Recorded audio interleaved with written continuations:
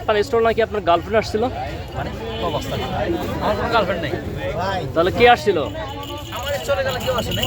আমি তাহলে আমরা তো দেখি ফেসবুকে দেখে আমি আসছি যে জাকির ভাই স্টোর নাকি তার গার্লফ্রেন্ড আসছিল।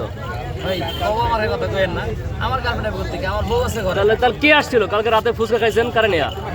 ওরে ভাই আপনি এই বেশ বিষয় এটা বলতে আমার গার্লফ্রেন্ড না, আমার গার্লফ্রেন্ড না ভাই, তাহলে কি বান্ধবী? আমার বান্ধবী। তাহলে উনি হচ্ছে আগেরকার একজন ভাইরাল পার্সন। জি।